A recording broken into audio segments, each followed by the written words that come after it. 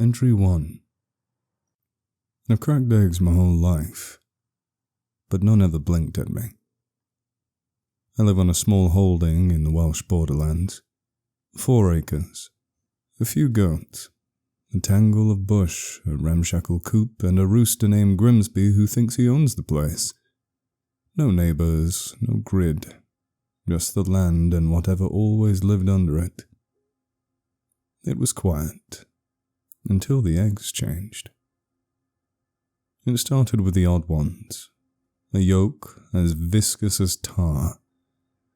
One came out hollow, another had something hard inside, like a tooth, but not any mammals. The hens started acting strange, huddling, flinching, pecking at things I couldn't see. Then came the toads, dozens of them, fat, glossy and silent, sitting in a ring around the coop, always facing in, never croaking. Some I found in the coop, often atop these strange eggs as if they were brooding them themselves. The wildlife froze, literally. A heron in the marsh still mid-stretch, a roe deer locked in a running pose, stiff and warm, as if life had just paused. They didn't decay, just stood there, unmoving and unblinking. Then the eggs began to hum. I'd hear it at night, low, rhythmic, like a heartbeat heard through a wall. I threw them out every time they came back. One egg I found wasn't like that of a chicken or any bird really. It was leathery, like what you would see in the egg of a turtle or a crocodile. Wales isn't actually a hotspot for members of the class Reptilia, only home to 4 species of snake, adder, grass, smooth, and the introduced Escalating, and 3 species of lizard, sand viviparous and slowworm. No eggs seemed to match the description of whatever I found in the coop. I cracked it open under candlelight. Something inside blinked. Entry 2. I called Isla, my cousin. She's a livestock vet, so no nonsense and sharp as vinegar. She arrived the next morning from Aberystwyth, muddy boots and skeptical eyes. She took one look at the egg, held it into the light, and went pale. "You're right. This isn't avian by nature," she whispered. "It's reptilian, but it has placoats." What my cousin meant, placoats, are embryonic structures giving rise to structures of feathers. That night we dug into the books of British fauna and books of reptiles in general, in the off chance that my coop was harbouring some escaped exotic pet or a zoo animal. After some difficulty, we resorted to books on folklore. And what would you know? We actually found something. In an old medieval bestiary we borrowed from the library, one page caught our attention. The cockatrice. A vile creature described as a 2-legged dragon with a rooster's head, bat-like wings, and a serpent's tail. This abomination is said to be hatched from an egg brooded by a toad or a snake. The cockatrice is said to be able to kill its victims with a gaze or its breath. There are other mentions of a cockatrice hatching from an egg of a rooster, which is complete nonsense, instantly dying upon hearing the crow of a rooster, seeing its reflection in a mirror, or by the bite or musk of a weasel. We decided to call it a night, decided to carry on our research in the morning. Isla slept on the couch whilst my border collie Max and my tomcat Custard gave her company for the night. I didn't sleep.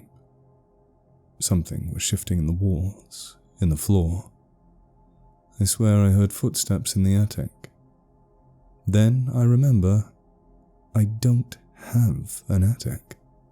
The next day I found something wedged in the crawl space above the hearth, an old family Bible warped in mildew. Between its pages, handwritten notes. If the hen lays beneath the red moon, take no eggs. Till the next frost, bury what stirs.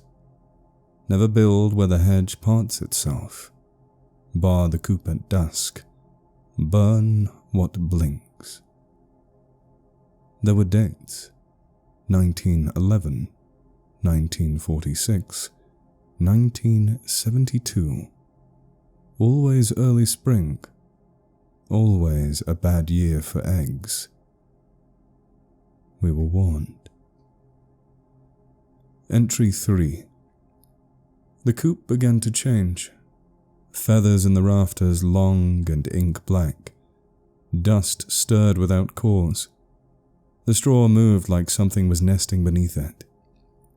I stopped recognizing my own reflection. Sometimes it didn't even move when I did. Once it blinked after I turned away. More animals froze. A goat mid-step. My neighbor's cat mid-pounce, stiff and staring east toward the coop. Isla said we had to burn it that night, but the matches wouldn't light. The lighter sparked and died. The wind rose, sudden and sharp, curling back into the coop like breath. Entry 4. The night before Isla vanished, I found Grimsby dead. My old English game was a mean bastard, proud and loud, impossible to handle, but he never backed away from a fox or a dog. His crow was like an alarm bell, a sentinel for the yard. He wasn't just dead, he'd been split. Not torn apart, not by claws nor teeth. His chest was opened clean, like something had unzipped him from beak to vent. No struggle in the straw, just feathers and an absence. His heart was missing. Not eaten, not damaged, just gone. The hollow place where it should have been, as if it had been scooped out with careful fingers. The hens didn't make a sound. They stood there silent, staring at the body. Something was moving in the rafters. I looked up too slow, just a flicker of motion, a sound like dry paper against wood. When I looked back down, some of the feathers were gone, taken, or maybe reclaimed. I buried him under the hawthorn tree, said nothing, for I couldn't. Because when I touched him, I felt something. Not warmth, not life, something waiting. While digging to bury Grimsby, my spade struck something hard beneath the roots. An iron box rusted shut. Inside of it was a strange charm, twisted circle of bone and feathers bound by black thread and a faded note. Against the brood's watching eye, bind the land with fire and salt. The hedge knows. The hedge waits. I hung the charm above the coop door. That night I dreamt of a woman. Wrinkled hands, cold eyes, whispering warnings in Old Welsh I couldn't understand. Entry 5. Isla disappeared that night. Her car was found abandoned down the lane, door open, engine still warm. On the driver's seat, feathers, curled and faintly smoking. I searched the hedgerows until dawn. Nothing. The coop was silent. No hens, no Grimsby, no sound. Entry 6. A week later, my old friend Gareth visited. He's a ferreter, uses ferrets to catch rabbits. Brought 2 of his best, bramble and thistle. As we approached the coop, the ferrets grew restless, their bodies tensed, eyes wide, mouths salivating excessively. Suddenly they turned on Gareth, biting and clawing, forcing him to release them. They bolted into the hedgerow, disappearing into the underbrush. Minutes later, they returned, empty-mouthed, emitting high-pitched, frustrated squeals. Gareth was bewildered. "They've never acted like that," he muttered, nursing his wounds. "It's like they were possessed." I said nothing, but I remembered the old tales. Entry 7. I thought I buried Grimsby, but 3 nights after the burial I heard him crow, not from the coop, from the hedgerow. It was distorted, lower, slower, like a record playing half speed. The goats bleated and scattered, the hens froze in their roosts. I lit the lantern and stepped outside. It was standing by the hawthorn. At first I thought it was just a fox dragging Grimsby's carcass, but the way it moved, jerky, upright. No, it wasn't a fox. It stood, proud and tall, like a man trying to remember how legs worked. Feathers matted with black muck, the chest still split open. Something curled inside the hollow where his heart had been twitching, rhythmic, like a second heart or a lung. Its eyes were bright yellow, same as the ones that blinked in the wire. It didn't crow again, just stared, then vanished back into the hedge, but I did not follow. Entry 8. My hands are wrong. They shake when I hold a spoon. My nails have thickened. There's a crack down the center of one thumb and something pale peeking out beneath it. Sometimes I catch myself scratching behind my ear with my foot. I don't notice until it's too late. There's a patch of scales beneath my ribs, just above my heart. Soft for now, but spreading. Sometimes I hum when I sleep. The same rhythm the eggs made. Entry 9. It's not over. The original egg hatched, yes, but there's more. I dug in the ash beneath the coop. 6 perfect ovals, black-shelled, warm, pulse throbbing, each with a perfection that doesn't match mine. One of them had Isla's face, the next Grimsby. The third looks like me, but older, smiling. They're not just hatching creatures, they're hatching futures. Entry 10.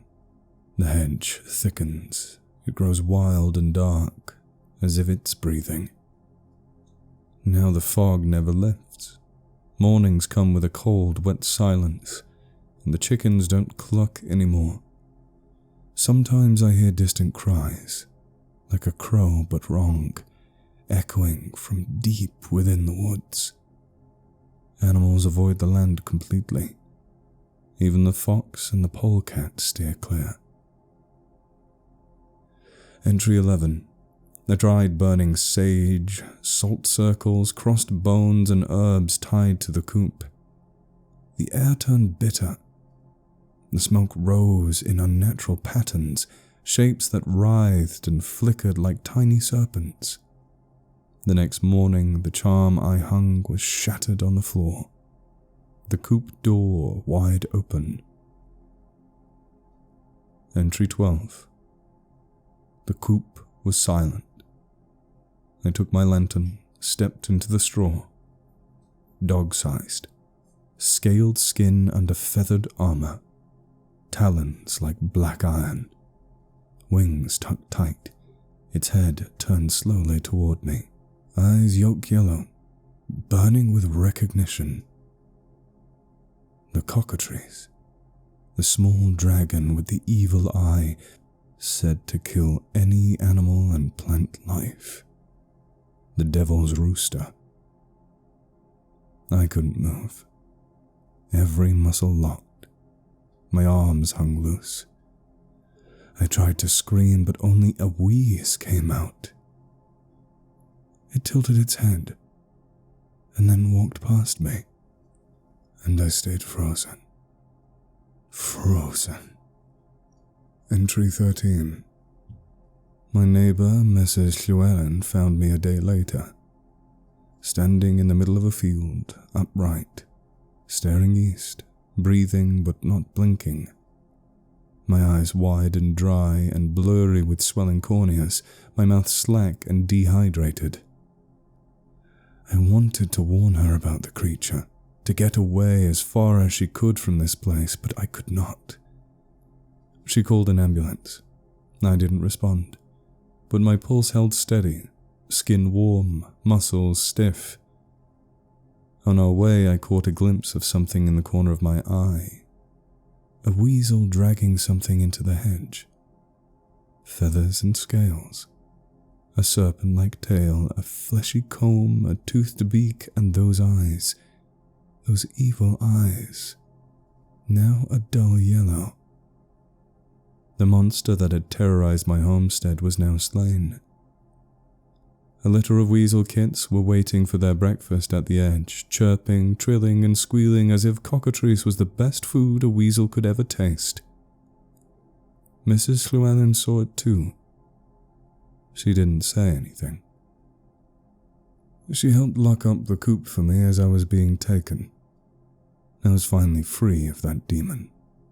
For once, I was actually pleased to see a weasel on my land. Final entry. I was brought to Wrexham Mallow Hospital. No signs of trauma, no illness, but I wouldn't move, wouldn't speak. I just stared, always east. The nurses thought it was a catatonia, but every time they turned their backs, the machines would flicker. The EKG would shift in rhythm, pulsing like a second heartbeat. Then I started humming. Low, familiar, a sound like eggshells cracking from inside. They moved me to a private room after that, said I was disturbing the other patients.